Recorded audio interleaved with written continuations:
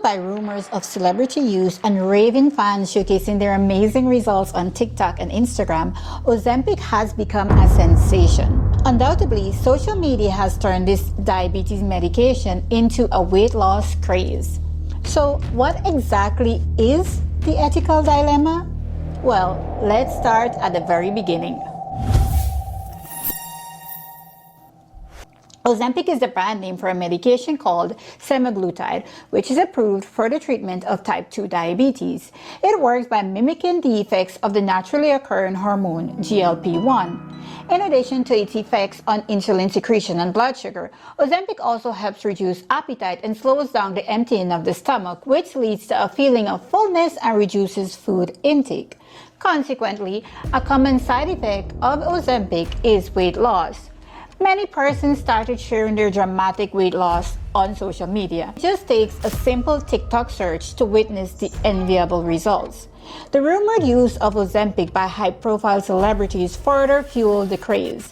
If you tuned into this year's Academy Awards, you may have even heard Jimmy Kimmel make a joke about Ozempic. So, what do you think happened next? Well, obviously, there was a significant increase in demand for Ozempic, even for persons who aren't diabetic. This increase in demand led to shortages of Ozempic, including for diabetics who have been on the medication for years. The fact that Ozempic is a once-weekly injection, which can be even more convenient for persons than daily injections or multiple doses per day, makes it even more popular. Furthermore, studies and numerous healthcare professionals attest to the fact that Ozempic really does work, that it has been shown to be safe and well tolerated with relatively few side effects compared to other weight loss alternatives. In a study published in the National Library of Medicine, participants who received Ozempic lost an average of 15.3% of their body weight over 68 weeks compared to 2.6% in the placebo group. If you're not sure what a placebo is, you'd want to check out my video where I discuss the link between placebos and self-healing. For the rest of the month, I'll be discussing some other weight loss tips and tricks and methods that you need to avoid, so be sure to subscribe so you don't miss any of these videos.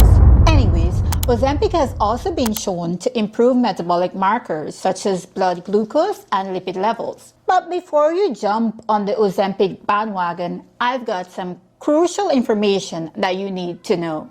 First and foremost, Ozempic isn't for everyone and should only be used under the guidance of a healthcare provider. Don't fall into the temptation of obtaining Ozempic by any means necessary. One of the biggest concerns with using Ozempic for weight loss is that it has not been approved for this purpose. Of course, it's a matter of weighing the benefits of Ozempic with the potential risk, particularly for those who struggle with losing weight with diet and exercise alone. So, what exactly are these risks? The most common adverse events of Ozempic are gastrointestinal issues such as nausea, vomiting, diarrhea, constipation, and abdominal pain. And of course, Ozempic can cause low blood sugar, and since it's an injection, persons may experience injection site reactions such as redness and swelling. More serious side effects include pancreatitis, thyroid tumors, gallbladder, and kidney issues. The rapid weight loss may also decrease muscle mass and bone density. Thus, Ozempic may result in facial fat loss, which can lead to the appearance of aging, or what's now referred to as Ozempic face. Unfortunately, many patients have had to discontinue Ozempic because of these side effects. Feel free to share your experience with Ozempic in the comments below. Another notable issue is that the long-term effects of using Ozempic for weight loss are not yet fully understood. Plus, it's highly likely that some or all of the weight may be regained once the medication is stopped. Remember, Ozempic has only been on the market since 2017, and the increase in its use for weight loss is even more recent. Another drug called Wegovy, which contains the same active ingredient, semaglutide, has been approved for weight loss only as recent as 2021. Plus, since Ozempic is approved for diabetes, many insurances won't cover the cost if it's used for weight loss alone. And these medications aren't exactly cheap, with the out-of-pocket cost being at least $600 per month in Canada and $900 per month in the USA. That's more than $10,000 per year. So why the high price? Well, apparently hundreds of millions of dollars were spent in clinical trials to create semaglutide. But we all know that these high prices, especially for new drugs, are expected in a capitalistic healthcare system. This issue can lead to ethical concerns about the accessibility of the drug for all patients, regardless of their socioeconomic status. Is Ozempic yet another solution that's more accessible to the wealthy? Another concern is that using Ozempic for weight loss may lead to the stigmatization of people with obesity. In the year 2013, the American Medical Association voted to recognize obesity as a disease state which requires prevention and treatment strategies.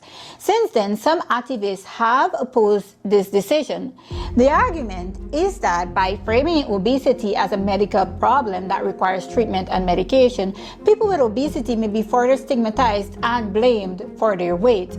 Then there's the ethical dilemma of deciding which condition to prioritize when prescribing Ozempic. Should doctors prioritize diabetes, which usually has more immediate health risk, or should they prioritize obesity, which also has numerous health consequences and a significant impact on the patient's quality of life? Is this medication also life-saving for persons who are obese? What about the patients who have used Ozempic for years to control their diabetes?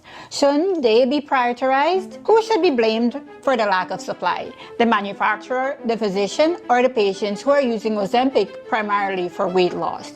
Is Ozempic reinforcing harmful societal beauty standards and creating unrealistic expectations for body shape and size? Ultimately, the answers to these questions may be somewhat subjective, but I hope it does encourage you to approach Ozempic more critically.